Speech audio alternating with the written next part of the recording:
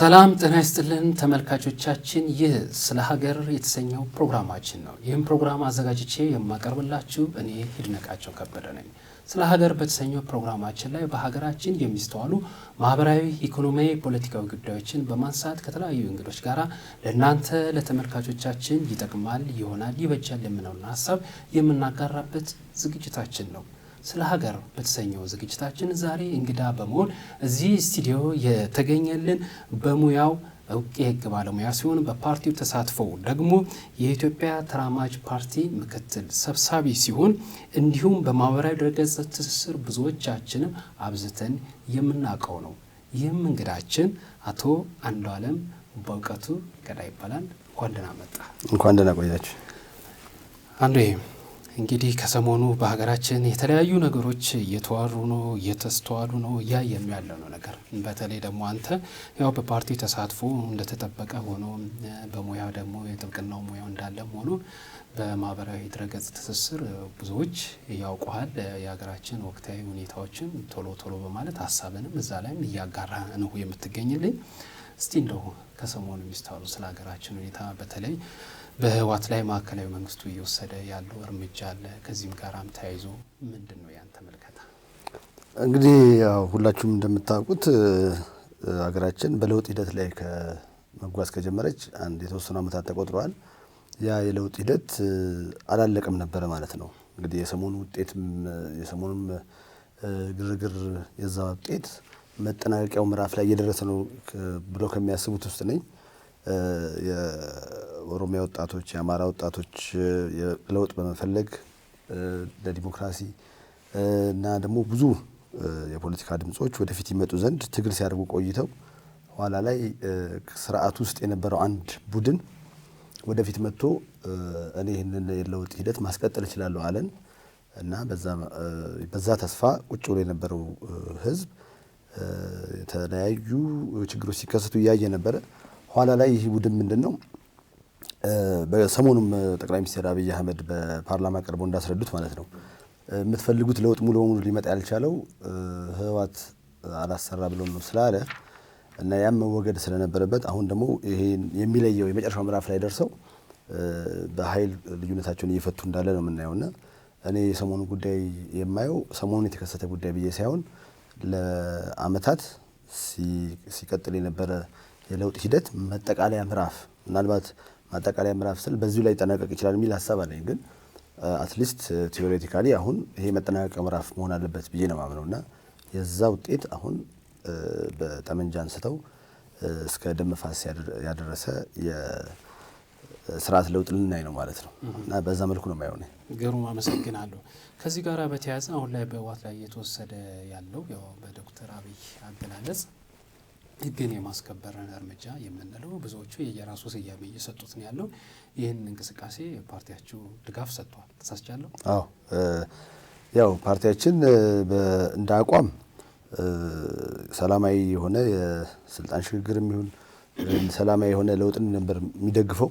ነገር ግን ኋላ ላይ ልብ ብለን ስናይ ጉዳዩ በመንግስት ፈልጎም የገባበት አይደለም። የህግ የማስከበር ዘመቻ የምትለው ምንድነው? መጀመሪያ ኢኒሺዬሽኑን መንግስት ወስዶ ዘመቻውን ፈጽሞት ቢሆን ነበር። ግን አሁን እንደሰማነው ደግሞ ኋላ ላይ መንግስት ተገዶ የገባበት ነው። መንግስት ተገዶ እንደገባበት በማያጠራጥር ሁኔታ መረጃዎች ስላሉ በዛኛውም ወገን ያለው አካል የገለጸ ስለሆነ ፓርቲያችን ይሄ የማይደግፍበት ምንም ምክንያት የለም። ተገዶ የተጠቃ መንግስት ሰሜን እዝ ላይ ያን የመሰለ እርምጃ ሲወሰድ ዝም ብለህ ተቀመጥ ብሎ በዚህ ተቃራኒ አቋም ለመያዝ የሚያስችልም የፖለቲካ ፓርቲ ያለ ብዬ አላምንም እና በዛ መልኩ ነው የገባንበት እንጂ ሁል ጊዜም በሰላማዊ መንገድ ነገሮች እንዲፈቱ ነበር የኛ ፓርቲ ፍላጎት። ኋላ ላይ ግን ሰላምን አንድ ወገን ስለፈለገ ብቻ ማምጣት አይቻልም። ሰላማዊ ድርድር ወይም ድርድር ራሱ ኢነሴንስ ለመደረግ ሁለት ወገን ያስፈልጋል፣ የሁለት ወገን ፍላጎት ያስፈልጋል እና እንዳየነው በዛኛው በኩል ያለው ኃይል ይህንን አማራጭ ዝግ ስላደረገው መንግስት የወሰደውን እርምጃ ፓርቲያችን ሙሉ በሙሉ ደግፎታል። ግሩም። ግን አሁን የእናንተ ፓርቲ ይሄን መደገፉ እንዳለ ሆኖ ሌሎችም ፓርቲዎች ይሄንን ድጋፋቸውን ገልጸዋል። ሰውም በየልኩ በየገባው መጠን ይሄን ድጋፉን ገልጿል። ግን ይሄ በእንዲህ እንዳለ ደግሞ በተቃራኒ የተለያዩ የፖለቲካ ድርጅቶች እንዲሁም ደግሞ የፓርቲ አመራሮች፣ ማህበረሰብ አንቂዎች ይሄ ነገር ዘለቄታዊ መፍትሄ የሚያመጣ አይደለም፣ ከእንደዚህ ነገሩ ይልቅ የፖለቲካ ንግግር፣ ድርድር፣ ውይይት ነው የተሻለ መፍትሄ የሚያመጣልን ይሄ ኃይልን በኃይል የሆነው ነገር መልሶ ወደ አንድ አዙሪት ውስጥ ይከተናል የሚሉ አሉ። እዚህ በሀገር ውስጥ የሚሰባሰቡ ፓርቲዎች አሁን የእናንተ ፓርቲም ሌሎችም ድጋፋችሁን ከገለጻችሁበት በተቃራኒ ቆመዋል። የእነሱ ምክንያት በቂ ነው። በነገራችን ላይ ያው ይሄ ኢቭን የእኛም ፓርቲ በወስድልም ነው። እኔ መጀመሪያ ላይ በማህበራዊ ሚዲያ ሀሳቤን ለመግለጽ በጣም ወደ ኋላ ቆይቼ ነበር የገለጽኩት። በፓርቲ ደረጃም ከዚህ በተቃራኒ ሀሳብ ሳቀነቅን ነበረ። ኋላ ላይ መረጃዎች ሲወጡ ይሄን ነገር አለመደገፍ ማትችል አሁን ቅድም እንደገለጽኩት ነው። አቶ ሴኮ ቱሬ የህወሓት ቃል አቀባይ የሆኑት ሰሞነኛ ቃል አቀባይ የነበሩ ሰው ወጥተው በኢትዮጵያ መከላከያ ሰራዊት የሰሜን እዝ ላይ በ45 ደቂቃ የፈጀ መብረቃዊ እርምጃ ወስደናል ካሉ ማይካድራ ላይ የተፈጸመው ጭፍጨፋ በእኛ ብቻ ሳይሆን በአምነስቲ ኢንተርናሽናልም ከተረጋገጠ እነኝን ሁሉ ደምረህ ከዚህ ወዲያ የኃይል እርምጃን አንደኛ ወገን አጥብቆ እየለመነ ማለት ነው የኃይል እርምጃን ዲስከሬጅ ለማድረግ የሚያስችል የፖለቲካል ስታንድ አለ ብዬ አላስብም። ሌላ ጊዜ ልንለያይ እንችላለን አንድ ነገር ዲፋይን የምናደርግበት ነገር። አሁን ላይ ግን ህወሓት ኢቭን ለሚደግፉ ሀሳቦች ራሱ እድል አልሰጠችም። የነ ሴኮ ቱሬ መግለጫ ብዙ ሪዝነብል ነን ብለው የተቀመጡ ሰዎች፣ ብዙ ፓሲፊስት የሆኑ ሰዎች፣ ሰላም የሚሹ አጥብቀው የሚሹ ሰዎችን ራሱ የሚያሳፍር አድርጋባቸዋለች። እኔ የተለያየ ግጭቶችን ዓለም ላይ የሚከሰቱን በቢቢሲም በምንም ትከታተላለህ። ዓለም ላይ ቀድሜ እርምጃውን የወሰድኩት እኔ ነኝ የሚል ግጭት ውስጥ ያለ አካል አጋጥሞኝ አያውቅም። እና ነገሮችን ሁሉ አበላሽቶባቸዋልና ምናልባት አሁን ለምሳሌ እነ ፕሮፌሰር መራራ ይሄን ነገር አንስተው ነበር፣ ግን እርግጠኛ ነኝ ይሄን ነገር ያነሱት ከአቶ ሴኮ ቱሬ ጉዳዩን እንደዚህ ግልጽ አድርገው ከማስታወቃቸው በፊት ነው። ስለዚህ አሁን ላይ ድጋሚ እነኚህ ሰዎች አንተ የመጠየቅ እድል ብታገኝ ማለት ነው እና አሁን ያልኩ ሎጂክ ብታስቀምጥላቸው እነኚህ ሰዎች አሁንም መንግስት ሰላማዊ ጦርነቱን አቁሞ በሰላማዊ መንገድ ነገሩን ይጨርስ ይላሉ ወይ? አንድ የትስ ሀገር አሁን እኔ አንዳንድ ፈረንጆችም ያለው የህወሓት ሎቢስት የሚባሉ እነሱ ሀገር ይሄ ቢፈጸም እነ ፕላውት እነ የሸቲል ትሮንቮል የሚባሉ ሰውዬ እነሱ ሀገር አንድ የተወሰነ ኃይል መጥቶ ከአምስት እዝ ውስጥ አንዱን እዝ ሙሉ በሙሉ ቢያጠፋ ተመሳሳይ ነገር ሰጀስት ያደርጋሉ እላለሁ። ይገርመኛል እንጂ መጀመሪያውንም በወንድማማች መካከል የሚደረግ ጦርነትን አልደግፍም። አንደኛ ወንድም ግን እምቢ ብሎ ይህን ሁሉ ውድመት እያስከተለ ከሆነ እኔ እንትን የለኝም፣ ሞራሉ የለኝም። ይሄኛውን ሰው ተው፣ አሁንም ቢሆን ወደ ድርድር ግባ፣ ወደ ልመና ግባ ለማለት ሞራሉ የለኝም። እና እነዚህ ሰዎች አሁን ላይ በተለይ ሴኮ ቱሬ ከተናገረ በኋላ ይህን ነገር ስቲል ሜንቴን ያደርጋሉ የሚለውን አይዳውት እንጂ እውነት ነው፣ ልዩነት እንዳለ አውቃለሁ። ግን የዚህ ጦርነት አሁን ምናልባት እየተደረገ ያለው ነገር እንደ ሀገር የመጨረሻ መፍትሄ ያመጣልናል ብለህ ትገምታለህ? በጦርነት መጀመሪያ ሰላም በጦርነት ግዴታ አይመጣም ማለት ስቲል ጦርነቱን የሆነ ፈርዘር ትንሽ ከሄድክ በኋላ ስቲል አሁንም ድርድር ነው ዘላቂ መፍትሄ የሚያመጣው እንጂ ጦርነት መፍትሄ አምጥቶ አያውቅም። አሁን አንዳንድ አለ ምናልባት በጣም አስቸጋሪ ሲሆንብህ ጊቭ ዋር ቻንስ የሚባል አባባል አለ። ምናልባት ጊቭ ዋር ቻንስ ማለት በቃ ሰላምን ትሞክራለህ 90 ጊዜ ሰላም ሞክረህ ፌል ካደረገ ማለት ነው ምናልባት ጦርነቱን ደግሞ ቻንስ እንስጠው እንደ የሚባል አባባል አለ። ግን ከጦርነት በኋላ ብዙ ጊዜ ዘላቂ ሰላም አይመጣም። ምናልባት ግን አሁን ዶክተር አብይ አህመድ ባስቀመጡበት መንገድ ካየነው ጉዳዩን እየተዋጋን ያለ ነው ጥቂት 30 እና 40 ጁንታ የሚባሉ እሳቸው እንደሚሉት ስብስብን ብቻ ከሆነ ለማስወገድ ከሆነና የሰፊው የህወሓትና የትግራይ ህዝብ ሀሳብ ያ ካልሆነ እድል አለን ማለት ነው። ስቲል ከጦርነቱ በኋላ ወይ ደግሞ አሁን የጊዜያዊ ግጭቱ በኋላ ሊሰራ የሚገባ ከጦርነቱ ያላነሰ ሰፊ የሰላም ስራ ይጠይቃል። ይቅርታ፣ በዶክተር አብይ ንግግር ላይ ግን ያንተ ያለ እምነት ምንድን ነው? አሁን ካልከኝ ማለት ነው የሰፊውን ትግራይ ህዝብን እውነት ያልወከለ የ40 የ30 ሰዎች እንቅስቃሴ ነው ብለታ ካረገላቸው ነው። እኔ አላምንም። እሱማ ሲጀምር አሁን እኔም ብዙ ጊዜ በማህበራዊ ድረገጽም በራሴ ፔጅ የማስተላልፈው መልእክት በቃ ሀርድ ነው ለኔ። ይሄ የትግራይ ህወሓት ህዝብ አይወዳትም፣ ህወሓት የምትወክለው ትንሽ የህብረተሰብ ክፍል ነው ከሚሉት ውስጥ አይደለም። ህወሓት ህብረተሰቡን እንደሚወዳት አይተናል። ማለት ሳይንሳዊ የሆነ ጥናት እንኳን ባልሰራ ማለት ነው ትግራዋይ ከሆኑ ጓደኞቼ ጋር አውርቼ ሲንግል ትግራዋይ አላገኘውም ይሄን የሚቃወም ወይ ደግሞ እኛ የምናወግዘው የሚያወግዝ አላጋጠመኝም እስካሁን። ድሮም ይሄ ፍራቻ አለኝ ማለት እውነት ነው ወይ ማለት ዛት ማች በህዝቡ ያው አማራጭ ያላገኘ ህዝብ ነው ብለን ብናስብ ማለት ነው ዛት ማች እኛ እንደምንለው ግን አይደለም። የትግራይ ህዝብ ህወሓትን ይጠላታል ማለት አልችልም። እንደ ያርግላቸውና ህዝቡን በሙሉ ግን እንደዛ መደምደም እንችላለን። አንዷ ነው እኔ አላጋጥሞኝ አያውቅም። አሁን በድፍረት መናገር የምችለው እስካሁን ህወሓትን የሚጠላ ይሄ ጦርነት ህወሓት ተሸንፋ ሌላ አማራጭ መንግስት እንዲመጣ የሚፈልግ ትግራይ አላጋጠመኝም። እኔ አላጋጠመኝ ማለት የለም ማለት አይደለም። አይ ስቲል ወዳጆቻችንና አብርሃ ደስታ እኮ አሉ ብዙ በእነሱም ደግሞ የምናውቃቸው ሌሎች ብዙ ወዳጆች አሉ። ግን ስቲል እኛ እርግጠኛ ሆነን እንደምናወራው የጥቂቶች የ30-40 አይደለም። ምናልባት ጠቅላይ ሚኒስትሩ እንዳሉት ይሆንላቸው የምለው ምንድነው እንደው ይሄን ከጨረሱ በኋላ ትልቅ ከጦርነቱ ማይተናነስ ስራ ይጠብቃቸዋል ያልኩት ለዛ ነው። ድርቅ ብለህ ይሄ የህብረተሰቡ ሀሳብ አይደለም ብለህ ብትሄድም ነው ከሆነ ነው ምንም ማለት ታደርጋችንም። ስለዚህ ትልቁ ስራ የሚጠብቃቸው አሁንም አዲስ የመጣው ወይም አዲስ ሰጀስት የሚደረገው ከህብረተሰቡ ውስጥ የሚወጣጣው ጊዜያዊ አስተዳደርን ብለው መደበኛ አስተዳደር የትግራይን ህዝብ ልብ ማሸነፍ ይጠብቀዋል። ገና ስራ ጦርነት በጣም ቀላል ነው ማለት ሰው ይፈጃል፣ ወገን በዚህም በዛም ይወድቃል። ግን ከጦርነቱ ቀጥሎ በኋላ ማይንድ ላይ የሚሰራው ስራ ነው ከባድ ማስበውና ዶክተር አብይ መቀሌ ሊገቡ ይችላሉ። የትግራይ ህዝብ ልብ ውስጥ ይገባሉ ወይ ነው ዋናው ጥያቄው። ዶክተር ሙሉ ነጋን አንተ ሰጀስት ልታደርግ ትችላለህ። በሪፐብሊካን ጋርድ አስከበበ አፄ ዮሐንስ ቤተመንግስት ልታስገባው ትችላለህ። ሰውየውን ግን የትግራይ ህዝብ ልብ ውስጥ ማስገባት አትችልም። ትልቁ ስራ ከዛ በኋላ ነው። ትልቁ ሰላምን ሰብከው እውነትም ይሄ ለ45 ዓመት የምናውቀው ፓርቲ ለካ እንደሚተካ ስላላሰብን ነው እንጂ ሲተካ አማራጭ ነበረው ብሎ እንዲያስብ ማድረግ ሌላ ስራ ነው። ራሱን የቻለ ትልቅ ስራ ይጠይቃል። ይሄ በነ ባጫ ደበሌ በሌተናል ጀነራል ባጫ ደበሌና እነ ሌተናል ጀነራል አበባው ሊጨርሱት የሚችሉት ስራ ነው። ልዩ ኃይል እነሱ ሊቋቋም አይችልም። ኮንቲኒየስ ሰፖርት ኮንቲኒየስ የሆነ የመሳሪያ ሰፕላይ ያለው ትልቁን ኤሪያ የያዘ ትልቁን ህዝብ የያዘ አካል ሊሸነፍ አይችልም። ይሄ የምናውቀው ማሸነፋችን የጊዜ ጉዳይ ነው እንጂ ሎጂካል ነው። ላንድ ሎክድ የሆነና የተከበበ ኃይል የፈለገውን ያህል ህዝብ ቢወደውም አሁን በዚህ ዴይስ በመሳሪያ በቴክኖሎጂ ነው የምትዋጋውና ኢትዮጵያ ኮንቲኒየስ ሰፕላይ ያላት 17 ዓመት ፈጅቶም ቢሆን የሚያሸንፈው የኢትዮጵያ ማዕከላዊ መንግስት ነው። እሱ አይደለም ያሳስበው። የትግራይ ህዝብን ልብ ግን ማሸነፍ ይቻላል ወይ እውነትም ህወሓት ከሄደች በኋላ ሌላ ዓለም አለ ብሎ እንዲያስብ ማድረጉ ነው ከባዱ ስራ እንጂ መቀሌ መግባቱ የሚያስጨፍረን አይደለም። የትግራይ ህዝብ ልብ ውስጥ ሲገቡ ነው እኔ ጦርነቱ አለቀም ነውና ጦርነቱ ግዴታ ነው። ባይሆን ደስ ይለኝ ነበር። ከመጣ በኋላ ግን you have to finish it በጣም በሾርት ታይም። ከዛ ደግሞ ዋንኛው ስራ መጀመር አለበት። ጥሩም እንግዲህ ያው ይሄ ያንተ እይታ ነው። ቅድምም ስትገልጽልኝ ነበር እኔ ያየሁት ነገር የሌላውም መደምደሚያ ሊሆን አይችልም ብለኛል። ያ እንዳለው ሆኖ ግን እኔም መጋራው ብዙዎችም የሚሉት ያው ህወሓት ስንል የትግራይ ህዝብ ትግራይ ስንል የህወሓት አዋያን ነው ብለን መደምደሙ በጣም አስቸጋሪ ነው የሚሆነው።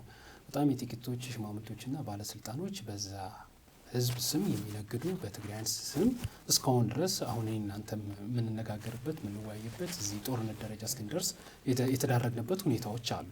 ያ ሆነ ማለት ግን ሙሉ ለሙሉ የትግራይ ህዝብ እነዛ ሰዎች ጥቂት ቡድኖች ይወክላሉ የምንለው ነገር አይደለም የሚል የብዙዎች መላምት ነው። ግን ሚናቸው ቀላል እንዳልሆነ ደግሞ ይገለጻል።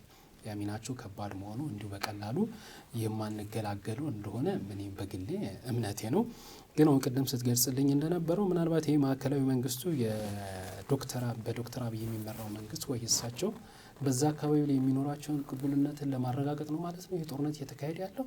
ምክንያቱም እንደዛ ብለን ካሰብን ትግራይን ለምን ኦሮሚያ አካባቢ እኮ አንዳንድ ቦታዎች ላይ እኮ ለሳቸው ያለው አቀባበል መጀመሪያ እንደመጡ ሰሞኑንም አይደለም እኮ እዛም እየተዋጉ ነው። እንግዲህ ዶክተር አብይ የሚችሉትን በስብከት ያልቻሉትን ደግሞ በጠመንጃ አስገብረው ሀገር ለማረጋጋት እየሞከሩ ነው። እንደው እዚህ አሁን ያልኩ ንግግሬ ውስጥ ራሱ ይሁንላቸው ምለው ሀገር ለማረጋጋት የምትለው እስካለች ድረስ ብቻ ነው። አጠቃላይ ስለሳቸው ያለኝንም እይታ ብትጠይቀኝ ኢትዮጵያን ሊያፈርሱ የመጡ ብዬ አላስብም። የሚሄዱበት መንገድ ላይ ጥመኝ ይችል ይሆናል እንጂ ልቦናቸውን አልጠረጥሩም ማለት ኮምፕሊትሊ አንታይ ኢትዮጵያ ናቸው ብዬ አላስብም። በጣም ሰዎችም ደግሞ እንደሚያስቡት በጣም ኢትዮጵያ ደግሞ መሲ ናቸው ብዬም አላስብም።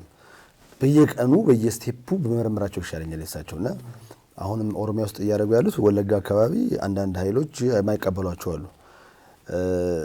በነገራችን ላይ ይሄ ለተቃዋሚዎችም ይሰራል። ለምሳሌ የሳቸው ፕሮሚነንት ተፎካካሪ ጀዋር መሐመድን እና ግሩፑን ብንወስድ እነሱም ቢሆን ክሌም እንደሚያደርጉት በመላው ኦሮሚያ ተቀባይነት የላቸው። እነሱም የራሳቸው ሴክት አላቸው። ዶክተር አብይም የራሳቸው የተረጋገጠ ቤዝ አላቸው። አሁን መጥተው በመላው ኢትዮጵያ ተወዳጅ ሊሆኑ የሚችሉበት ተቀባይነት ያለው ፓርቲ ሊመሰረቱ የሚችሉበት ምንም አግባብ የለም። እንዲሆንም አይጠበቅም። የዘራፊ ጨቋኝ በዝባዥ እና አፋኝ የነበረ ስርዓት አንድ አካል ነው ብልጽግና። የዛ ኮንቲኒዩሽን ነው፣ ውስጡን እያጸዳ የመጣ ነው። ምናልባት የተቀየረው ሁሉ ጊዜ እንደሚባለው ጭንቅላቱ ነው የተቀየረው። ከላይ ጭንቅላቱ እንኳን ተቀየረ የምንለው እዛው ምክትል ላይ ወይም ሰርድ ሌቭል ላይ የነበረ ሰው ነው የመጣው እንጂ ኮምፕሊት የአመራር ለውጥም አይደለም የተደረገው። ስለዚህ ቅቡልነት ሊኖራቸው አይችልም፣ በአንዴ ወደፊት የሚመጣ ነውና አዘ ሴም ታይም ደግሞ የፖለቲካ ንቃተ ህሊናው በደንብ ባላደገ ህብረተሰብ ውስጥ በንግግር ብቻ ሳምነህ ላትችል ትችላለና አንዳንድ ቦታዎች ነፍጥ የሚያነሱ ሰዎች አሉ። እነሱን ደግሞ በኢኳል ኤንድ ኦፖዚት አክሽን ልትቋቋማቸው ይገባልና ያን ያደረጉ ነው። እንኳን ትግራይ ነው አሁን አንተ እንዳልከው እንኳን ትግራይ ኦሮሚያንም በፐርሰንት ማስቀመጥ ባለፍርም አላረጋገጡም ገና። አንዱ ዓለም ሌላው ምን መሰለ እንግዲህ ከዚህ ጋር አያይዘን እዛው አካባቢ ላይ ይሄ ሰሜኑ አካባቢ ላይ አሁንም ደግሞ ሌላ ችግር ይዞብን የሚመጣ ነገር ሳይፈጠር አይቀርም የሚለው ብዙዎች ስጋት አለ። በተለይ ከዚህ ከጦርነቱ ጋር ተያይዞ የማንነትና የድንበር ወሰን ጉዳዮች አሁንም ያልተፈታ እንደውም ነገ ተነገ ወዲያ ሌላ ችግር ይዞብን የሚመጣ ነገር አለ። ለዚህም እንደ ማሳያ እንደ ማስረጃም እየተጠቀሰ ያለው በጉልበት የተወሰደን በጉልበትን የማስመለስ በጉልበት የተወሰደውን በህግና በአግባብ የማስመለስ የማንነትም ሆነ የግዛትም ጥያቄ ደግሞ ሰው ራሱ እንዲወስን እድሉም የመስጠትም ሁኔታ እና እንደዚህ አይነት መላምቶች እየተቀመጡ ነው ያሉ። በመሀል ደግሞ ከሰሞኑ እንደምናየው የተስተዋለ የተፈጠረም ነገር አለና ይሄ ነገር ድጋሚ ለዛ አካባቢ ላይ ተጨማሪ ይሄ የማንፈልገው ማናቸውም የፖለቲካ አስተሳሰቦች እምነቶች መራመድ ያለባቸው ቅድም ስትገልጸው እንደነበረ ሰላማዊና ሰላማዊ በሆነ መንገድ ነው። ከዚህ ሊያስወጣን የሚችልን ቀጣይ የሆነ ነገር ይመጣ ይሁን የሚል የብዙዎች ስጋት አለ። ይህ ስጋት ጋር አለ ወይስ? በጣም እኔ ቅድም እንዳልኩ በጣም ለውጡን ፋይናላይዝ ለማድረግ ብዙ ሳክሪፋይስ ተከፍሏል።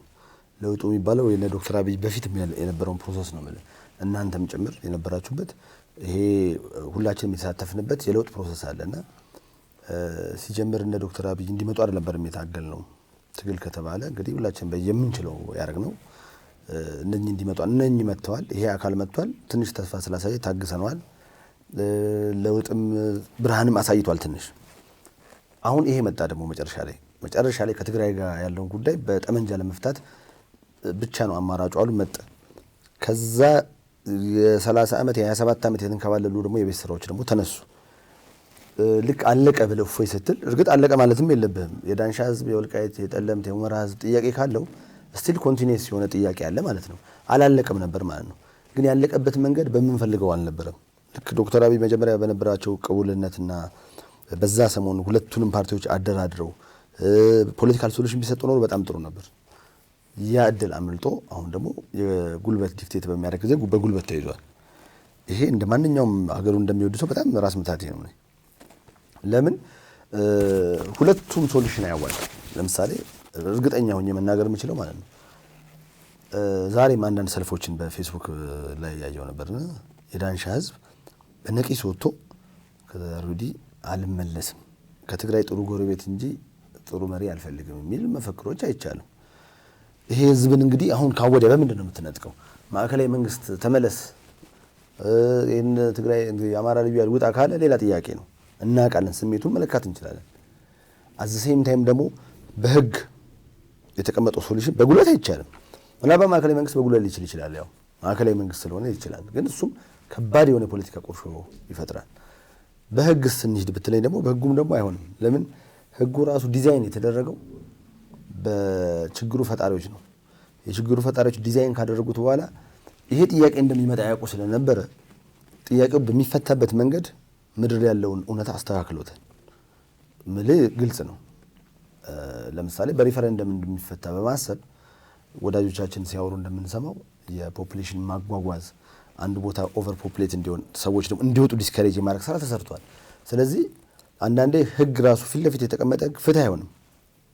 ህግ ፍትህ አይመጣ ማለት ፍትህና ህግ ይለያያሉ። ህግን ቀጥታ አፕላይ ስታደርግ ፍትሃዊ ላይሆን ይችላል። ስለዚህ you need to come up with another solution። ለዚህ ሶስተኛ መንገድ መሄድ አለብን። የሶስተኛው መንገድ ምንድነው? ጉልበት አይሆንም። ጉልበትን አልቀበልም። የአማራ ወጣቶች በጉልበት የተወሰዳቸውን በጉልበት ስላስመለሱት እሱን ይዘው ይቀጥሉ አልልም። እንደገና ደግሞ ያኛውን ቅድም ባልኩ ምክንያት የተቀመጠውን ሜካኒዝምም ተቀብለን አሁን ባለው ሁኔታ ወደ ሪፈረንደም አንሂድ አልልም። ከሁለቱም ወገን ተወጣጥቶ እንደገና ሌላ ሶስተኛ መንገድ ያልተካሄደበት መንገድ ብለው እኔ አሁን እዚህ ቀጥታ ማምጣት አልችልም። ሶስተኛ መንገድ ግን ማየት አለብን። ሁለቱን ፊት ለፊት ያሉትን ሁለቱም ወገን የሚያነሱትን እንደማይሆን ነው እኔ እንደ አንድ ፖለቲከኛ የምናገረው። የትግራይ መንገድ አይሆንም፣ የአማራ መንገድ አይሆንም። የተወሰደብን ነገር ግን የራስ መልሰ ለማድረግ የሁሉ ነገር መጨነቅ ማሰብ ለምሳሌ እኔ እዛ ጋር ላለው ብቻ አይደለም የሚያሰጋኝ። በጉልበት ማስመለስ ከተጀመረ ኦሮሚያም እኮ ጥያቄ ያለው ቦታዎች አሉ። ነገ ኦሮሚያ አንዳንድ አሁን ማልጠራቸውን ቦታዎች ክሌም ሲያደርግ በጉልበት ቢያደርገው እዚህ ቁጭ ብለን የፈረድን ሰዎች ምንድነው ደብል ስታንዳርድ ማምጣት አለብን ማለት ነው። ሶማሌ ጥያቄ ያለበት ቦታ አለ፣ አፋር ጥያቄ ያለበት አለ፣ ትግራይ ላይ እነኚህ ከተሞች ላይ ቦታዎች ላይ የተለያየ ጥያቄዎችን እንደ አንድ እንደተማረ ሰው ብትጠይቀኝ ኦኬ አይ በጉልበት የተመለሰ የተወሰደ በጉልበት ይመለስ ለማለት በጣም ድፍረቱ የለኝም። የራሴ ነው። አሁን አንተ ለምሳሌ የአማራ ክልል ዳንሻ የራሱ ነው፣ ጠለምት፣ ሁመራ፣ ጠገዴ የራሱ ናቸው ያልክበት ምክንያትም በትግራይ በኩል ያለ ሌላ ወጣት ሌላ ምሁር ምክንያት ይኖራል የኛ ነው የሚልበት። ስለዚህ አሁን ሶሉሽኑ ጉልበት እያደረግነው ነው ማለት ነው። ጉልበት አይሆንም። ጉልበት እንደማይሆን ወይም በጉልበት ነገሮችን ማስተካከል እንደማይሆን እኮ በጣም ብዙ ክፍለ ዘመን አልፎታል። ይሄንን በጉልበት እነኛ የሚያደርጉት ያድርጉት እንጂ እኔ ጉልበት ፌር ነው ልል አልችልም ብትጠይቀኝ። ስለዚህ ስቲል ሶስተኛ መንገድ አለ እርግጠኛ ነኝ። ሁሌ የተዘጋሚ መስል በር አለ፣ ግን ያኛውም ሶሉሽን እንተው። ይሄ ለአማራ ልዩ ኃይልም ለፋኖም ለፖለቲካ ኃይሉም ፌር አይደለም ያኛው መንገድ።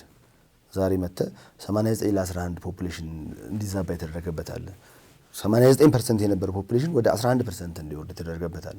ለዛቫ ኮምፕሊትሊ ቦታ የተቀያየሩበት አለ። ይሄ ዴሊቤትሊ ከተሰራ በጉልበት ከተሰራና የዛን ህዝብ ጥያቄ ደግሞ ወደፊት ገፍቶ ማንሳት የማይችል የፖለቲካ ፓርቲ ያንን ህዝብ በተለይ አማራ ክልል ለዘመናት ሲያስተዳድረው ከቆየ አንፌር ነገር አለ ማለት ነውና እንደ ሶስተኛ መንገድ ግን ይቻላል። አሁን ሶስተኛው መንገድ ምንድነው?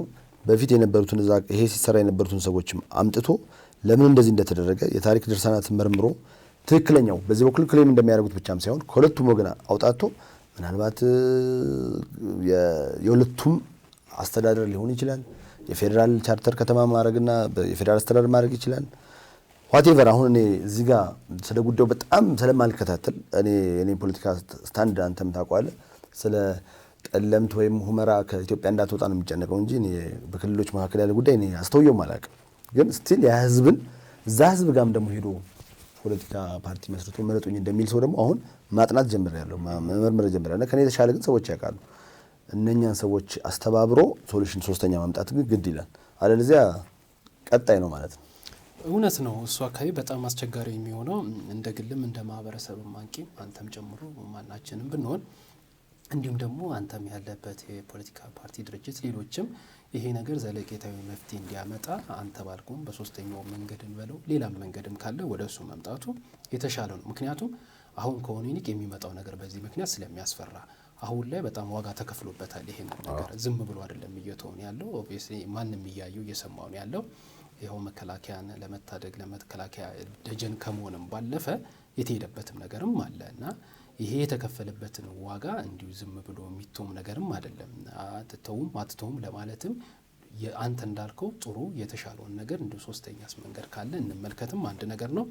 እንደ መንግስትም ዶክተር አብይ የመጡ ሰሞን ቋቋሟቸው ኮሚቴዎች መካከል አንዱ የማንነትና የድንበር የወሰን የሚል የተለያዩ ኮሚሽኖች ተቋቁመዋል። ይሄ ኮሚሽንም የማህበረሰብ አንቂዎችን እንዲሁም ደግሞ የፖለቲካ ፓርቲዎችን እነዛ ኮሚሽኖች ብቻ ሳይሆንም ሪል የሚመለከታቸውም ሰዎች ቅድም እንዳልከው እየታየ ወደፊትም ወደ ዓለም ያሉት ነገር ታይቶ በአካባቢው ላይ ዘለቄታዊ መፍትሄ መምጣት መቻል እንዳለበት የኔም እምነት ነው። በእርግጠኝነት ያንተም እምነት ነው የሚሆነው።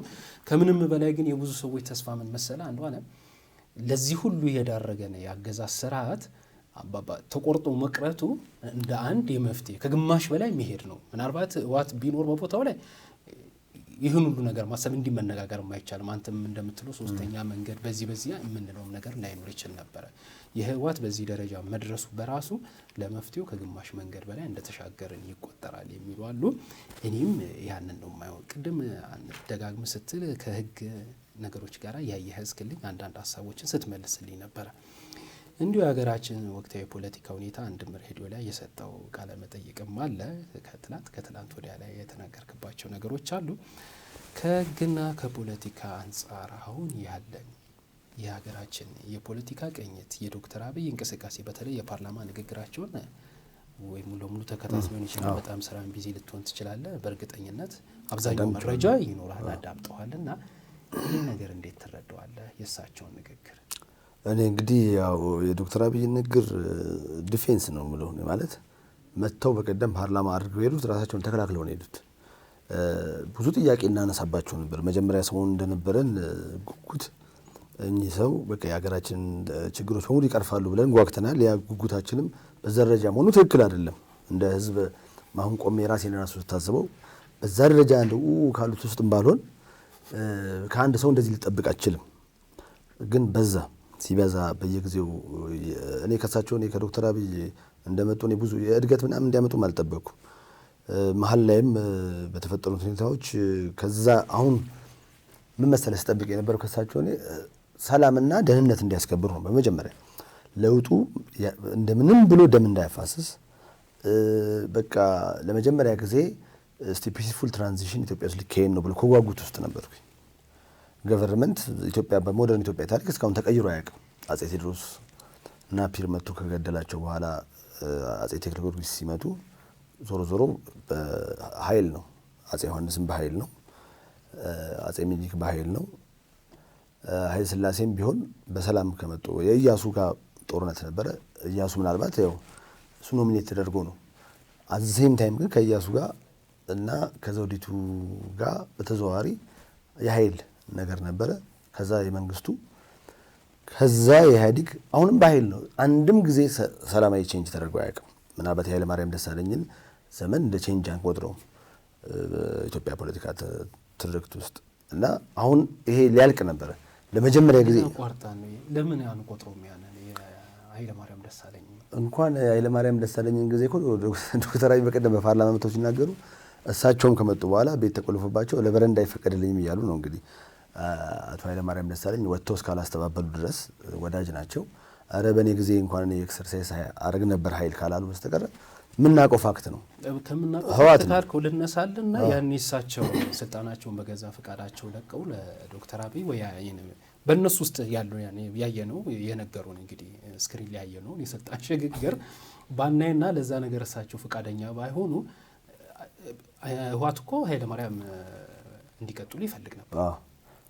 በምን ዘርፍ? ጠቅላይ ሚኒስቴር በሚባለው ቢሮ ውስጥ በሚቀመጥ የስራ ሂደት ዘርፍ ነው እንጂ እኮ የስልጣን ሽግግር አለ የምትካሄደው። የጠቅላይ ሚኒስቴርን ገጸ ባህሪ የሚጫወት ህወሓት ነው ሀገሪቱ የሚያስተዳድረው እና አቶ ኃይለ ማርያም ደሳለኝ ለ5 ዓመታት ጠቅላይ ሚኒስቴር በሚባለው የስራ መደብ የተቀጠሩ ሰው ናቸው እና ያንን የስራ መደብ ለማቀየር ሲያስብ ዶክተር አብይ ምንድነው በጣም ኃይለኛ የሆኑባቸው ይመስለኛል። እንደዚህ እንዲያደርጉም የታሰበ አይመስለኝም። ህወሓት ይሄን መሆኑን ብታቅ ምናልባት ቤት ከምትቆልፍባቸው ገላቸው ብታሰናብታቸው የሚሻላት ይመስለኛል አሁን ላይ ስታይ። ስለዚህ ህወሓቶች ለዚህ ዝግጁ አይደሉም። ዶክተር አብይ ምናልባት ልዩ ችሎታቸው ምለው ፍላጎታቸውን እንትን ወደ ኋላ አድርገው ሰዎችን በሌላ ገጽ እያሳዩ አላማቸው ማሳካት የሚችሉ ሰው ይመስሉኛል። እሳቸውም ይሄን በጠይቃቸው የሚደብቁ አይመስለኝም እና ዶክተር አብይ የተፈለጉት የጠቅላይ ሚኒስትር የስራ መደብን እንደ አቶ ኃይለ ማርያም እንዲይዙ ነበረ። ግን እሳቸው ሌላ አጀንዳ ነበራቸው። ተናግሯል በቀደም በፓርላማ። ያኛው ወገን ኢንተርኔትና ሬዲዮ ስለተዘጋበት የዛኛው ወገን ሀሳብ ባይሰማም በዚህኛው ወገን አሁን እንደተነገረው ስናየው እንደዚህ ያደረኩኝ ሳንዱች አፕሮች ተጠቀምኩኝ፣ ከዛ በኋላ ወደ ህዝቡ ልድረስ አልኳቸው፣ አልገመቱም። ትግራይ ሲሄድ እንደዚህ እንደሚቀበሉኝ አልገመቱም። ሌላ ስራ ሰርቼ ነው እዚህ ደረስኩት ብለዋል። እንግዲህ ስለዚህ ህወሓት የተቀየረችው አሁን ነው። እንደውም ቶታሊ የተቀየረችው ገና አሁን በጣም በቅርብ ጊዜ ነው ማለት ዶክተር አብይ እንደሚሉት ይሄ ሁሉ ስልጣን ከሌላቸው መከላከያውን በ80 እና በ55% በተለያየ ደረጃ ማለት ነው የተቆጣጠረችው ህወሓት እስከነበረች ድረስ በአፍሪካ ፖለቲካ ውስጥ መከላከያውን ሳትይዝ የፖሊስ ኃይሉን ሳትይዝ ሪሊ ለውጥ የተካሄደው በጣም በቅርብ ነው ማለት ነው። ለዛ ነው አሁንም እያልኩ ያለሁት የነበረው ኢትዮጵያ ውስጥ የመጀመሪያው ሰላማዊ ስልጣን ሽግግር ወደፊት ነው የሚመጣው ማለት ነው። ወደፊት ማለት በአሁኑ ምርጫ ምናልባት ሌላ ኃይል አሸንፎ ዶክተር አብይ የሚያስረክቡ ከሆነ ወይ በቀጣይ ምርጫ ካልሆነ እስካሁን በእኔና ባንተ እድሜም በአባቶቻችንም እድሜም ኢትዮጵያ በሞደርን ኢትዮጵያም እድሜ ሰላማዊ ስልጣን ሽግግር እስካሁን ሳይደረግ አለን ማለት ነው። ግን አሁን እንዲህ ስትለኝ ምን ተዛስባልከኝ መሰለኝ ያው ሶሻል ሚዲያ ላይ የተለያዩ ሀሳቦች ይንጸባረቃሉ። አሁን ስትለው እንደነበረ በቅርቡ ነው ዶክተር አብይ ያው ስልጣናቸውን እያረጋገጡት ያለው ብለኸኛል። ከዚህ ጋር በተያያዘ እሳቸው ስልጣን የከለከላቸው ህወሓት የነበረውን ነገር ለማስቀጠል ይሄ ሁላችንም የምናውቀው ክስተቱ የሰሜን እዝ ላይ የሆነው ነገር ማለት ነው የነበረውን ኃይል የነበረውን ጉልበት ለማስጠበቅ የሄደበት አይነት ነገር እንድምታ የሚሰጡ ሰዎች አሉ። በተቃራኒው ደግሞ ዶክተር አብይ ደግሞ ያጡትን ነገር ለማረጋገጥ የበለጠ ራሳቸውን ለማስጠበቅ የገቡበት ነገር ነው። ቀለል ሳረግልህ በዞኖች ጸብ ሳሩ እንደምንለው እንግዲህ ይሄን እንደውም አቶ ጌታቸው ረዳ አንድ ጊዜ ተመሳሳይ ሀሳብ ሲያወሩ አይቻቸዋለሁ። ማለት ዶክተር አብይ ስልጣንን አንደርስታንድ የሚያደርጉበት መንገድ የጤነኛ አይደለም የሚለውን ለማስረዳት 100% ካልገዛ 100% ካላስረጋገጠ ሚኖር ሰው አይደለም እና በቅርቡ ትግራይ ላይ ጦርነት ያውጃል ብለው አቶ ጌታቸው ረዳ ሲያወሩ ነበርና እኔ ማየው እንደዛ አይደለም። ማለት ዶክተር አብይ ቅድም እንዳልኩ ለሳቸው ጥሩ እንትን አለኝ፣ ጥሩ ግምት አለኝ፣ ቅልቦና አላቸው ብዬ አስባለሁ። ይሄ ሁሉ ችግር የሚፈጠረውን ነገር ዶክተር አብይ ለተራ ነገር ለማይነር ነገር የሚሰጡትን ኮንሰንትሬሽን ለዛ ቢያደርጉ ኖሮ ይሄ ሁሉ ችግር ይፈጠራል ብዬ አላምንም እና ስለዚህ ከጀርባ ሌላ ኃይል አለ የእሳቸውን አጀንዳ ማይቀበል ማለት ነው እና ያንን ተይዞባቸዋል የሚሉት ውስጥ አለውበት። እሳቸው ደግሞ እንደሚሉት ይሄ 100% ወላይታም ጅጅጋም ቤተክርስቲያንም የተቃጠለው መስጊድም የተቃጠለው በህወሓት ነች የሚሉት ውስጥ አይደለም። የተወሰነ ነገር በእሳቸው የአቅም ማነስ የተፈጠረ አለ። ምናልባት 80%ን እንኳን ህወሓት ብትወስድ 20%ን ሊጋፈጡት ይገባል። ይሄ በእኔ የልምድ ማነስ የተፈጠረ ነው ማለት አለባቸው። አንዳንድ ቦታዎች እኮ የኦሮሚያ ባለስልጣናት አደጋ ሊደርስ ነው ተብሎ ተነግሯቸው ሪያክት ባለማድረጋቸው አደጋ እንደደረሰ እየሰማን ነው። እዚህ ማች የዋህም አይደለንም። መንግስት ናቸው፣ ፖለቲከኛ ናቸው። ሁሉም የሚነግሩትን ነገር አት ፌስ ቫልዩ እንቀበላለን ብለን አናስብም እና ግን ብዙ ፐርሰንት ግን ህወሓት አስቸጋሪ ስብስብ እንደሆነች ደግሞ አናጣውም። ወደ ስልጣን ለመመለስ ምን ልታደርግ ትችላለች የሚለውን እኮ እያየነው ነው። ስለዚህ ኮምፕሊትሊ እርግጠኛ መሆናቸው ነገሮች እሳቸው ቅልቦና ያንሳቸዋል ብዬ አላስብም። ህወሓት ጋር ደግሞ እንጥፍጣፊ እንኳን ቅልቦና አለ ብዬ አላምንም። ስለዚህ የዞኖች ጸብ ነው ስልጣን ለመሻማን ነው የሚል ደመደምደሚያም ጋር ባንደርስ ይሄ አሁን ላይ ያ አይደለም። ምክንያቱ ግን ፕሪቪየስሊ እንደዛ ሊሆን ይችላል። ሽኩቻው ስልጣንን አንዱ አካል ኮምፕሊትሊ ለመያዝ አሁን ለምሳሌ ሁለቱ አንድ ላይ ሆነው ኢትዮጵያ ለማስተዳደር ቢስማሙ ኖሮ እነኛም ዲማንድ ያደረጉት ከአቅም በላይ ባይሆን እኛውም ሰውዬ ደግሞ ልስጥ የሚሉት ከአቅም በታች ባይሆን ኖሮ ይሄ ነገር ላይ መጣ ይችላል ብዬ አስባለሁ። ግን የዞኖች ጸብ የሚባለው ድሮ የነበረው ነው። ከዛ በኋላ እነኛ ለይቶላቸው ከሄዱ በኋላ ግን በአንድ ወገን አነሳሽነት የመጣ ፍጭት ነው አሁን የምናየውና ዛት ማች የስልጣን ሽኩቻም አይደለም። መጀመሪያ ለምን ተጣሉ ካልከኝ ግን የወንበር ክፍፍል ነው። እነ ፍጹም ብርሃኔ አሁን መያዣ ትእዛዝ ይወጣባቸው በማህበራዊ ሚዲያ ወዳጆቻችን ናቸው። በሚዲያ ቀርበው ትዝ ይለኛል እኩል ይሁን ሚል ወሬ ኢንፎርማሊ ተለቆ ነበር። ብልጽግና ፓርቲ ላይ በእኩል ተከፋፈሉ ተብሎ ወንበር ለምንድን ነው በእኩል የምንከፋፈለው ብሎ ሲያወራ ፍጹም ትዝ ይለኛል። አይቼዋለሁ። ብዙ ወለደ እኮ አይደለም ፖለቲካ ብሎ በጣም ሲል ነበር። እንግዲህ ለእኩልነት እምቢ ያለ አካል ነው እንግዲህ ያኛው። በነገር ላይ እሱን ፕሮግራም እዚህ ስቱዲዮ ከኔ ጋር ሆኖ ከአንድ እንግዳ ጋር ለተወለደ አይደለም ብሎ እየሰራው እሱ በጣም ያስቀኛል። እንግዲህ ሆኖ እዚህ ቀርቤ የሰራነው ፕሮግራም ነው። ያው ቤቱ በዚህ አጋጣሚ በታሪክ አለ ተቀምጧል። ያሁንም እንግዲህ የተለያዩ ሀሳቦች መጥቶም እንዴት ነው የሚስተናገዱበት አንዱ ይሄን ነው። ቀደም በጣም ኢንተረስቲንግ ሳቢ የሆነ ነገር አንስተልኛል፣ አልረሳሁትም። ራሳቸውን ተከላክለውበት ነው የሄዱት ብለኛል። አልተሳሳትኩም። የፓርላማ እቺን ነገር ትንሽ ብሪፍ እሳቸው ከዚህ ጋር እያይዘ እንድትመልስልኝ እንዳላቋረጠ ብዬ ነው። ዶክተር አብይ ያደረጉት ንግግር ብዙዎቻችን ላይ የሆነ ነገር ፈጥሯል። ከነበረው ነገር ላይ እንዱኝ ሰው ምንነካቸው ሲል ለነበረ ሰው የሆነ መሀከል መንገድ ላይ ለነበረ ትንሽ ፈቀቅ ያደረጉት ነገርም አለ። ለካ እንደ ሰውኛ ስታስቡ ማለት ነው እዚህ ሁሉ ጉድ ውስጥም ነበር ወይ ሰው ብሎ ለሳቸው የሆነ ስስ ልብ የማሳየትም ነገር አሁን እየታየ ነው ያለው። ይህ ነገር ግን እንዳለ ሆኖ አሁን ይሄ ጦርነት ባይደረግና አሁን ያየነው ነገር ክስተት ባይኖር ይሄን ነገር አይነግሩንም ነበር ማለት ነው። ኦፍ ኮርስ እዚህ ጋር ምን አይመስልኝ። አሁን የግሌን አስተያየት ከጠየቀኝ እኔ አዲስ ነገር አልነገሩኝም ማለት አንዳንድ ግነት ተጠቅመው በጣም በሚማርክ መንገድ አቀረቡልኝ እንጂ እና ጌታቸው አሰፋ በቀላሉ የዛ ቀን ከፓርላማ ወደ ቤተ መንግስት የሄዱ ቀን ቁልፍ አስረክቧቸው ይሄዳሉ ብዬ እኮ አላስብም። ህወሓት ቀላል ቡድን አይደለችም። እነ ዶክተር አብይ እድል ከተሰጣቸው እንደሚመጡባት የምታቅ ቡድን ነች። ብዙ ነገር የምታቅ ነች። ስለዚህ ያን እድል አትሰጣቸውም። እሳቸው እንዳሉት ነው የምታደርጋቸው። ምናልባት ቤት ቆልፈውብኝ ሄዱ የሚሉት አይነት አገላለጽ ካልሆነ አዲስ የሆነብኝ ምንም አዲስ ነገር የለውም። ይሄን ነገር የነገሩት እንግዲህ አሁን አብዛኛው ህዝብ ቀን ተቀን የነበሩትን ሂደቶች ቢያይና የህወሓትን ነገር ደግሞ ቆም ብሎ ቢያገናዝብ ዶክተር አብይ አዲስ ነገር አልነገሩትም። ኢቨን ደህንነት መስሪያ ቤቱ ሰውዬ ማነው ዘርፉ እንደሄደ እኮ የአደባባይ ኖሌጅ ነው። ደህንነቱ 80% ኢህአዴግ እንደሆነ ትግራዋይ እንደሆነ መከላከያው ይህን ያህል እንደሆነ የምናውቀው ነው። እኔም በስራ አጋጣሚ ሜቴክ ሄጄ ክስ ነበረኝ ከሜቴክ ጋር ከቢሮ ገብቼ አይቼዋለሁ። ከፎቶኮፒ ክፍል አንድ ገለታ ከሚባል ሰራተኛ በስተቀር ሁሉንም ትግራዋይ ብቻ አግኝቼ ወጥቻለሁ። ምንም አዲስ ነገር አይደለም የነገሩ። ምናልባት አሁን ግን አጣፍጠው ወሳኝ በሆነ ጊዜ ድል አግኝቻለሁ ባሉ ጊዜ ከዚህ ቀደም ለምንድን ነው ተደጅ በደረት አድርገው ያሁሉ አማራ ሲገደል ያሁሉ ተዋህዶ ቤተክርስቲያን ሲቃጠል የት ነበሩ ላልካቸው ነው ዲፌንድ ያደርጉት። እኔ እንደውም ምን ስል ነበረ ካሁን ወዲያ እኚህን ሰው እስቲ ያኛውን ዲፌንስ እንያዝላቸው። እሺ ህወሓት ድምጥ ማጣው ከጠፋ በኋላ ይሄ ነገር ካልተደገመ እውነትም ብለው ያኔ ነው። አሁን አልልላቸው እጠረጥራለሁ። ህወሓት በቀላሉ እንደማንለቃቸው አምናለሁ። ግን ስቲል 100% እንዳከብራቸውና እንዳመሰግናቸው ከዛ ህወሓት ከሞተች በኋላ በሳቸው አስተዳደር ይሄ ነገር ሲቀጥል ሰላም ሲቀጥል ማየት አለብኝ። ምናልባት እርግጠኛ ነኝ የዛሬ 3 ወር ደግሞ መጥተው ህወሓት ወደ ማለች አስተሳሰቧ ደግሞ አስቸግሮናል ማለታቸው አይቀርም። ይሄ ፖለቲከኛ ባህሪ ነው። እስቲ ይሄ ነገርን ሲያስወግዱ እኔ እንጂ በዛ ቀን አንደበታቸው ያማረ ነው የታወቀ ነው።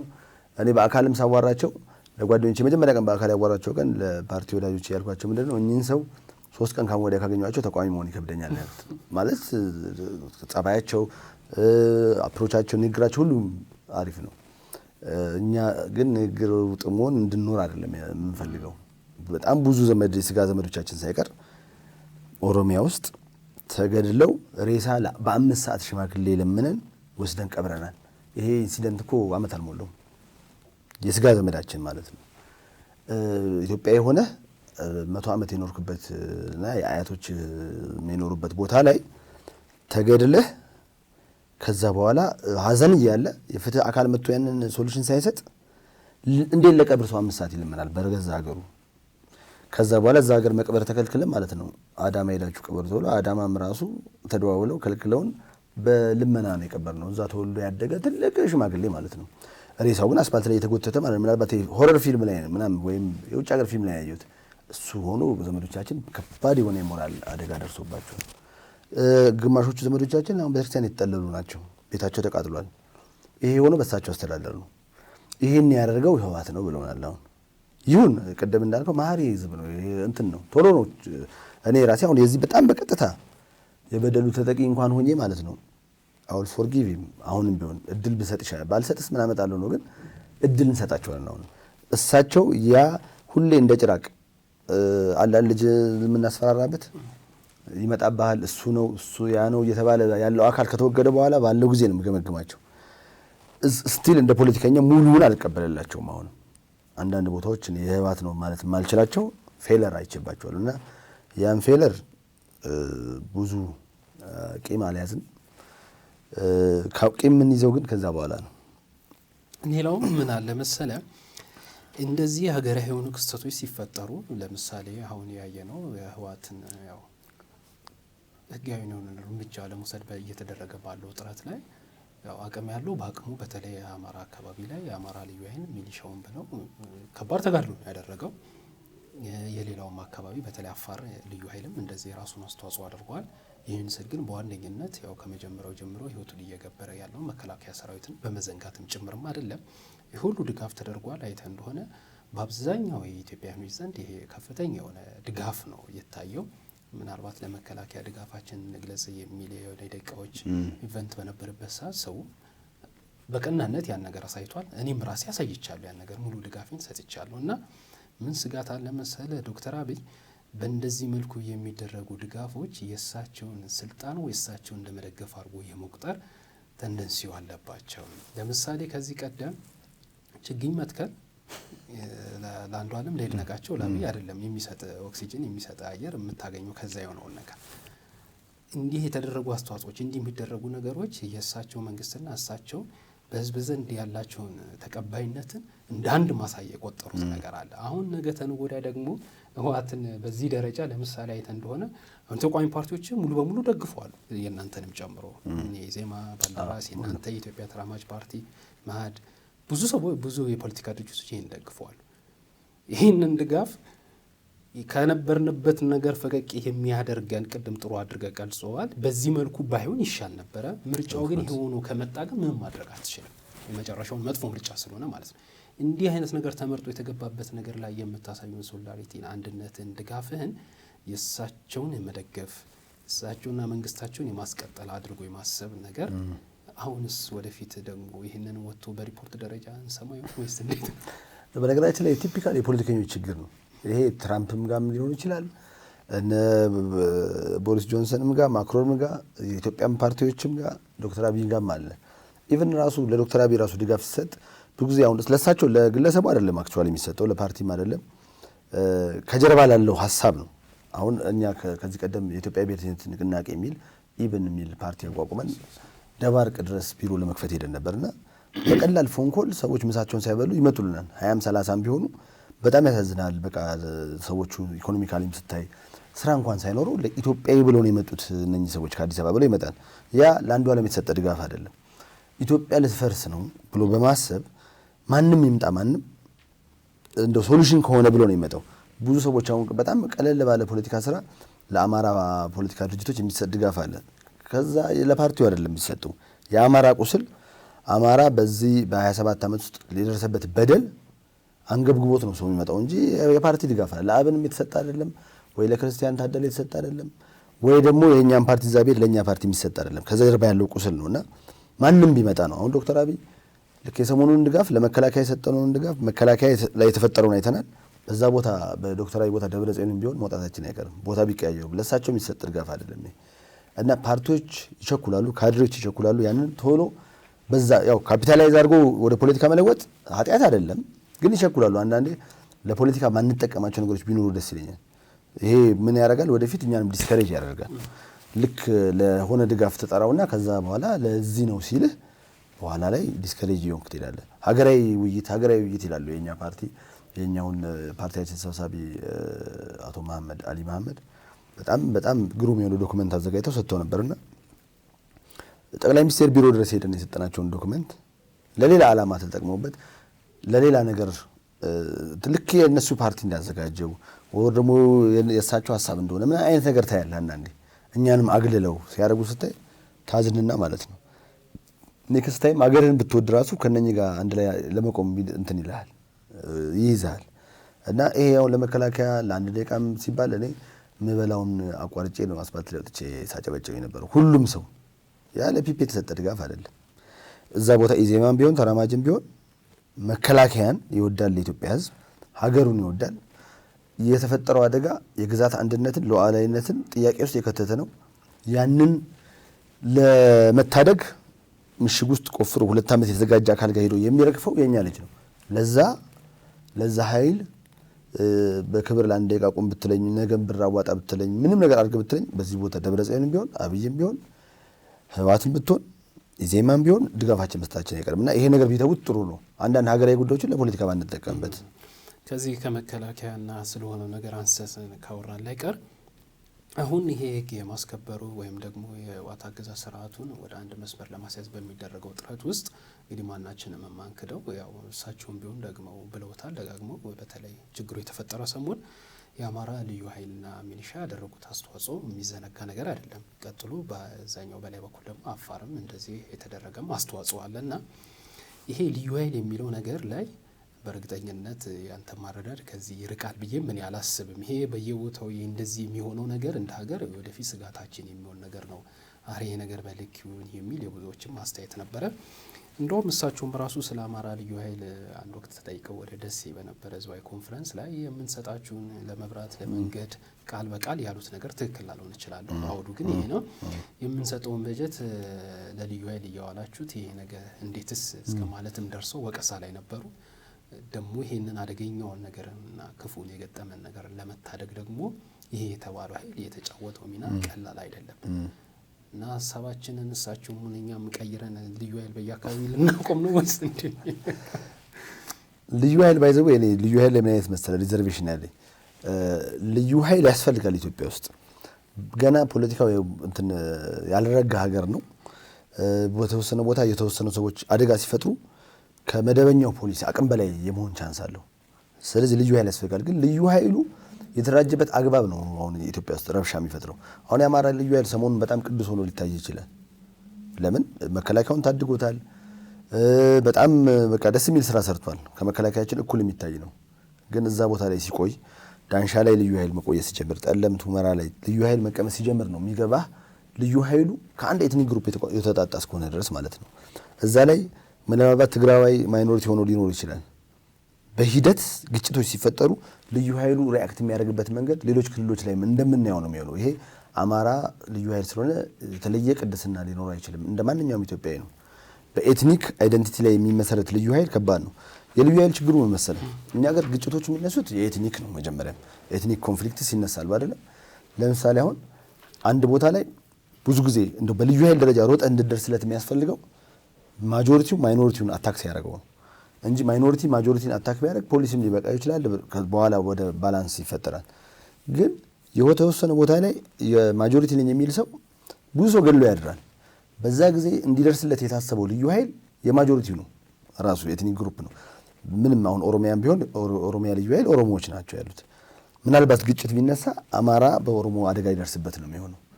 ተመሳሳይ አማራና ትግሬም አንድ ላይ በሚኖርበት ቦታ እንደዛ ነው የሚሆነው። ሶማሌም ውስጥ እንደዛ ነው የሚሆነው። ስለዚህ እንዲደርስለት ያሰብከው የአጥቂውን ክፍል ነው ራሱ ልዩ ኃይሉን ያዋቀርከው እና ልዩ ኃይል ያስፈልጋል ብዬ ስለማምን ግን እኔ ማስበው ቢቻል ከፖሊስ የተለየ 9ኙም ክልሎች ላይ የሚቀመጥ በተወሰነ ዲስታንስ ላይ ለምሳሌ በ6 ሰዓትና በ4 ሰዓት ዲፈረንስ መድረስ የሚችል ሃይሊ ትሬንድ የሆነ ኃይል ያስፈልጋል። ስዋት ምናምን እንደምትል ውጭ ሀገር አለ እንደዚህ አይነት ፓወር።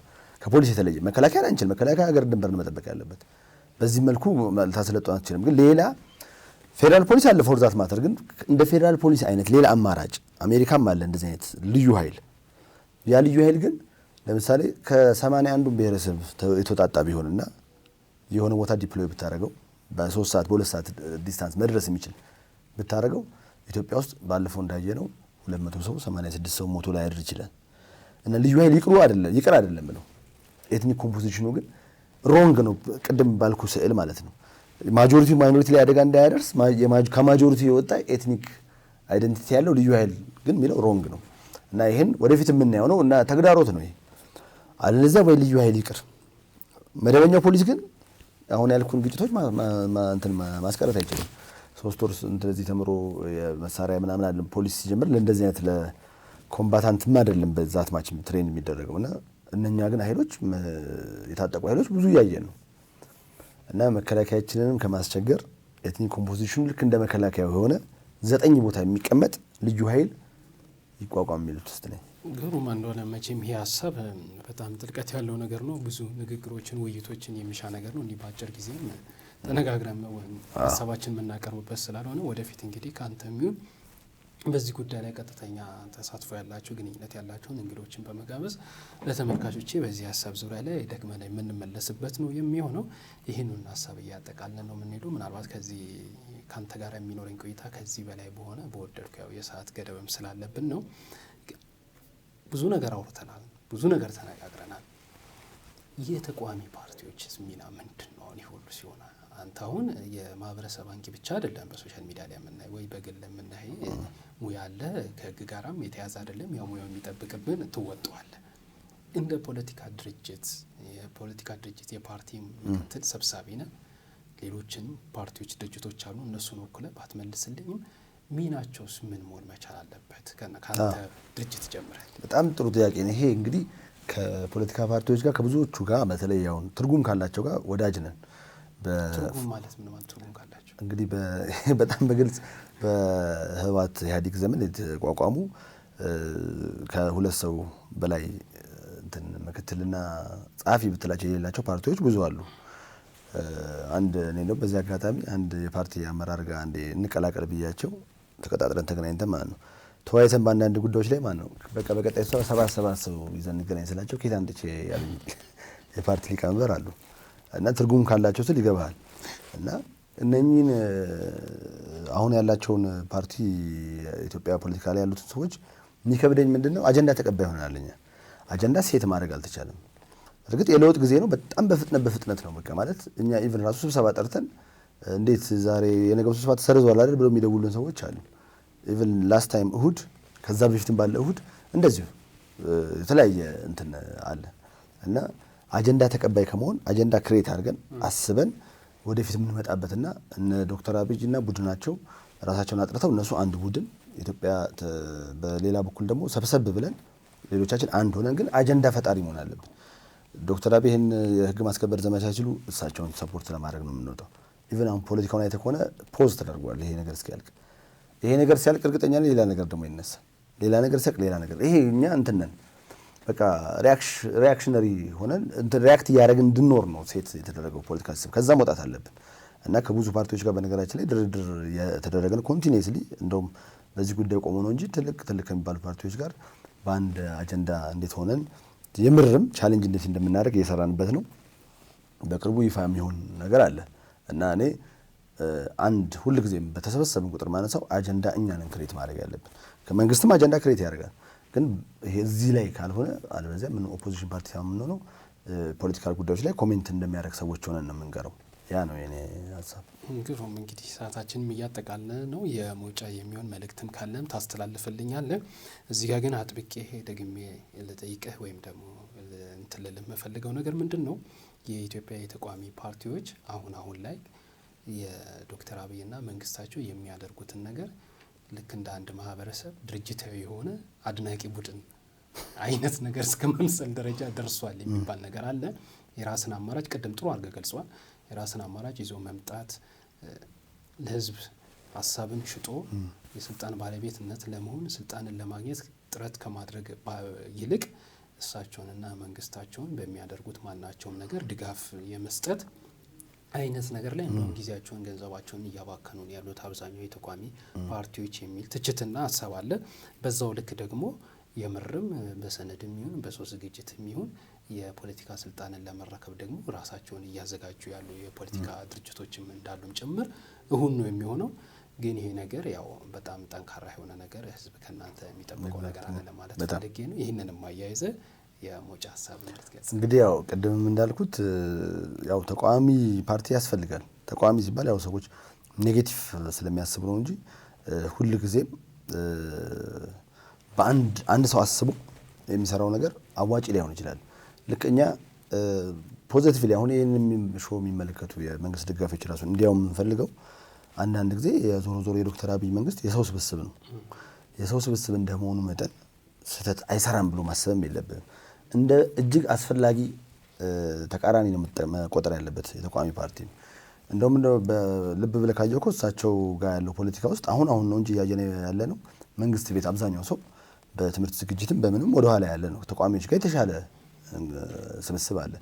ያን እንደ ፖዚቲቭ አይቶ ህብረተሰቡም ደግሞ ለተቃዋሚዎችም እድል በመስጠት ማለት ነው ተለቅ ያለ ተቃዋሚ ኖሮ መንግስትም ራሱን አጠንክሮ አንዱ በደንብ ቻሌንጅ ሲያደርግ አንደኛው ያስተካከለ አንዱ አራሚ አንዱ ሰሪ የሆነ ቦታም እየተቀያየረ የሚመጣበት ዘመን ለኢትዮጵያ በጣም አስፈላጊ ብዬ ማስባለሁ። ለዚያ የዶክተር አብይ መንግስትም በቀጣይም የሚመጣው መንግስትም አንቻሌንጅድ ከሆነ መበላሸቱ አይቀርም። ይሄ ብዙዎች ያሉት ነው እና ተቃዋሚዎችም ግዴታ ምናልባት 4 ኪሎ የሚገባው አንድ ቡድን ብቻ ሊሆን ይችላል። ግን አሁንም እኛ ራሳችን እኛ እንደ ፓርቲ ራሱ ምንድነው ያደረገን የነበረው ባለፈው ወጣቶችን በተከታታይ 10 ምናምን አይነት ፕሮግራም ስንቀርጽ ነበርና ቀርጸን እንትን ፕሮግራም የማስጠናት እንትን ሴሽን የያዘን ወጣት ምሁራንን፣ ኢኮኖሚስቶችን፣ ሐኪሞችን የተለያየ ያርገን ያናገር ነበርና እነኚህን አይዲያዎች እየጨመቅን ነው ለመንግስት ራሱ ወር ደግሞ ይሄኛውን እኛ እናደርጋለን ብለን ስናቀር መንግስት ከኛ ወስዶ ራሱ ቢያደርገው ለሀገር አንድ ነገር እንደማድረግ ነው። ግዴታ ሁላችንም 4 ኪሎ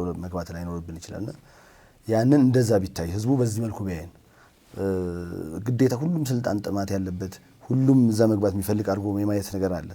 እኛን ግን እንደ አስፈላጊ ተቃራኒ የምንታይበት አንደርስታንዲንግ እንዲኖር ነው የኔ ምኞት።